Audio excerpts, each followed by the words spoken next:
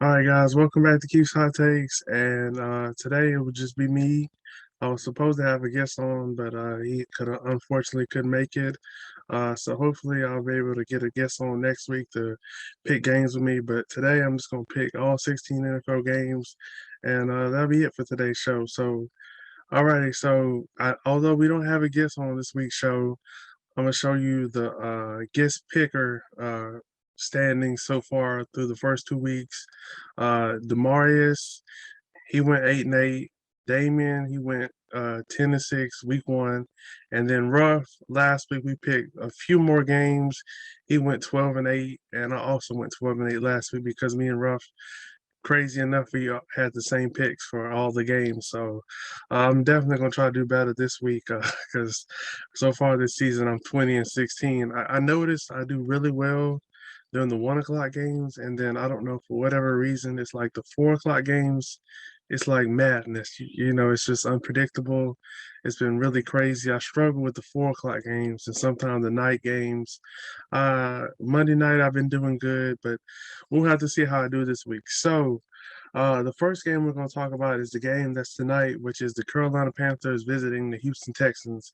So I have the Panthers here. The Texans are without Tyrod Taylor, who's been playing really well. I think they would have beat the Browns last week if they had Tyrod Taylor, but he unfortunately hurt his hamstring, and he's going to be out a couple weeks. So they're supposed to be starting David Mills tonight, and I'm taking the Panthers here. I just think that defense is going to be a little too much for him.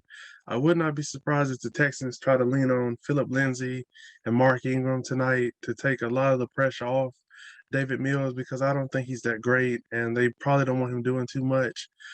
So I definitely expect the Texans to try to lean on that run game, but I think the Panthers' pass rush is going to be a little too much for them. And I think Christian McCaffrey have a big game. DJ Moore, Robbie Anderson. Yeah, I just think the Panthers they'll win probably by about 10 points. So yeah. All right. The next game that I'm gonna talk about is the Washington football team visiting the Buffalo Bills. I took the Bills here just for the simple fact I think the Bills defense is gonna be a little too much for Taylor Heineke. And I think he's going to have a hard time moving the ball against that very good defense. And I just can't see Buffalo. I feel like that they'll want to uh, bounce back after the collapse that they had at home, opening up the season against the Steelers. So I think the Bills will win a close game. Washington's pass defense concerns me just because the first 2 weeks of the season they've been getting torched. If they're not able to put pressure on you, then their defense is very suspect. And if you give a quarterback time, any quarterback will look good. So I definitely think Washington's going to have to find a way to generate more pressure, and hopefully Buffalo leans on their run game because Washington has a great pass rush, and you don't want to give them too many opportunities to get home, get after the quarterback. Because week one, they faced the Steelers, who also have a great pass rush, and they just kept passing it way too much. So hopefully, Buffalo uses their run game in this game and prevents Josh Allen from taking unnecessary hits that he could take when they're passing the ball a lot. I know you have Stephon Diggs, Cole Beasley, Emmanuel Sanders, Knox, but lean on that run game and try not to get Josh Allen, hit too much. So, yeah. Next, we have the Chicago Bears visiting the Cleveland Browns.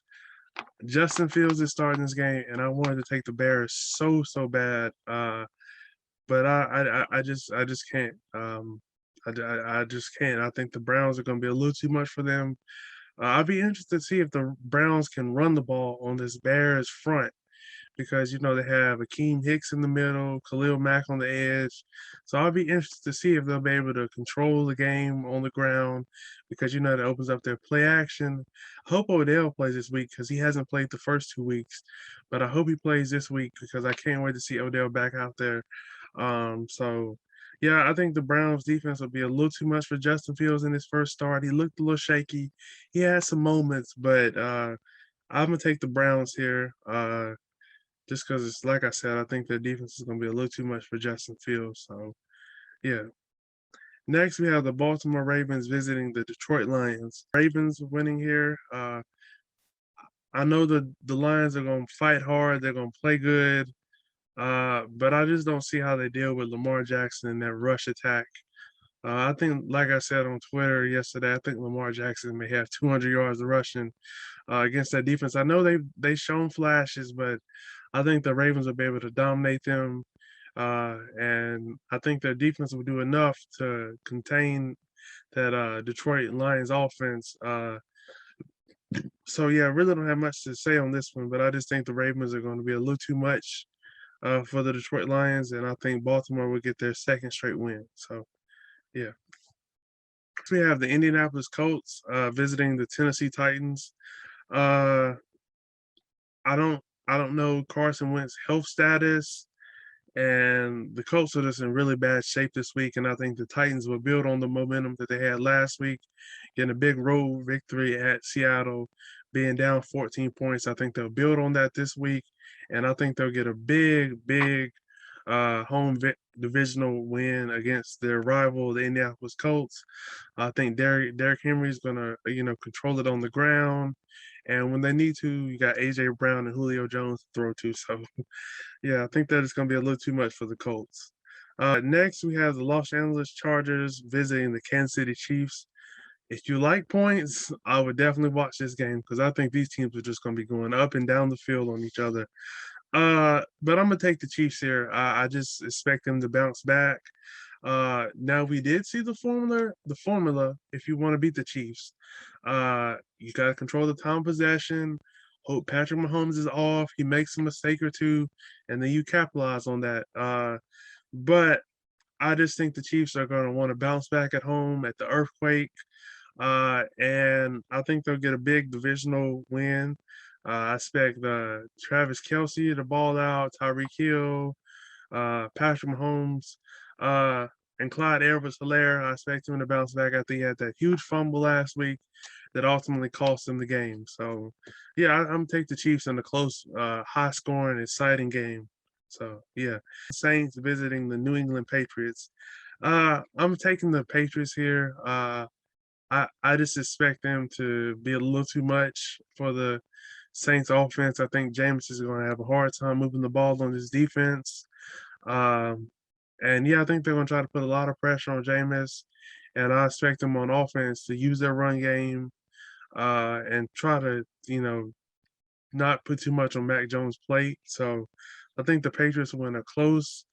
Uh, I could see this being a defensive struggle, like maybe 20-17, something like that. But I fully expect the Patriots to win. This is kind of a trap game for the Patriots because, as we know, next week Tom Brady comes to town. So we'll have to see if they can stay focused and get the big home win before Brady comes to town. This was pretty easy for me. I'm taking the Giants. The Falcons, their defense is really, really bad, and their offense, Matt Ryan, yeah, he hasn't looked right this year.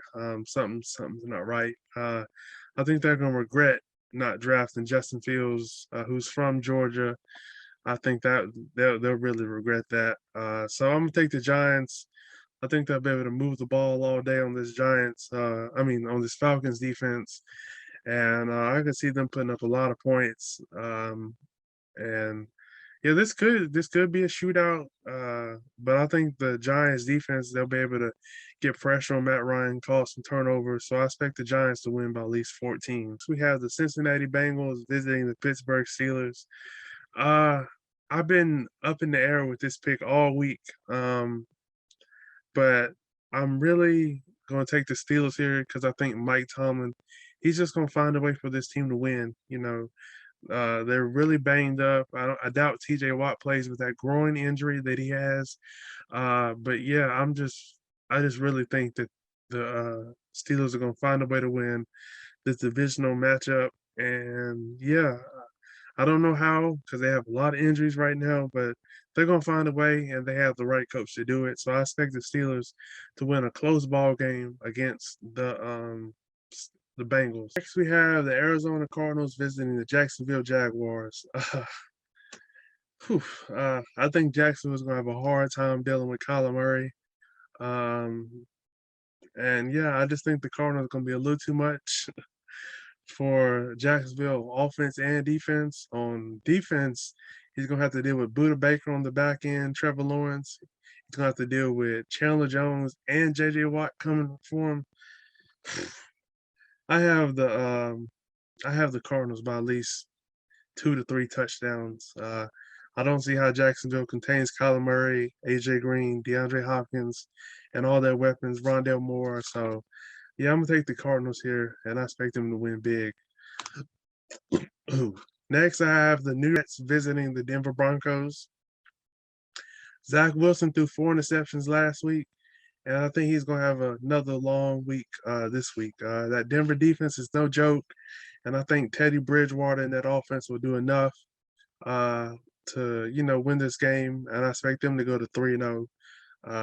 Yeah, the Jets are just going to have a long day.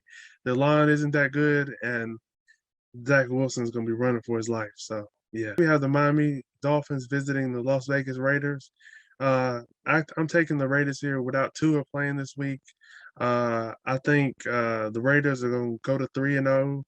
And I just don't think the Dolphins are going to be able to keep up with this high-powered Raiders offense.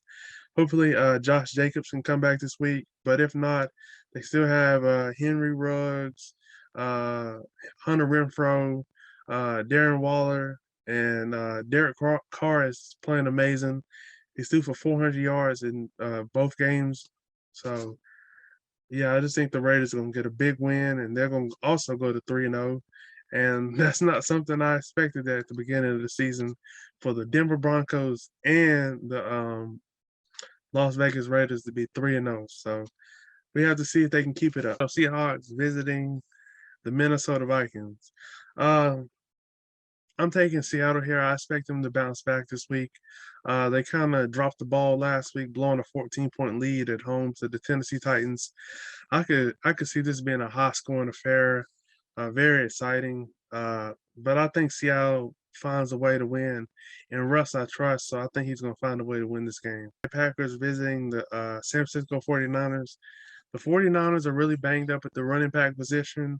And I just think Green Bay needs to win a game like this where you know what the San Francisco 49ers are going to want to do. They're going to want to control it up front with their front seven, really get after your quarterback, throw off his rhythm, make him make throws before he's ready. But I think Aaron Rodgers and his team, they need to find a way to win this game. It won't be a lot of points scored because that San Francisco 49ers defense is the truth. They really get after your quarterback. But I just think the Packers, they just need to end this narrative that they can't win when a team tries to rough them up. And plus, Aaron Rodgers, I feel like he would want to get revenge after they got embarrassed in the AFC Championship game 2 years ago. What did they lose? 38-8 or something. It was something. It was really bad. So I think he'll have revenge on his mind when he goes to San Francisco. We have our Monday night game, which is the Philadelphia Eagles visiting the Dallas Cowboys. So I did some research leading up to this matchup. So I found out that Dak Prescott, he's 5-3 in his career against the Eagles, and he's 3-1 on Monday Night Football. And his record in primetime games, it started off really good. His first year they went 10-2.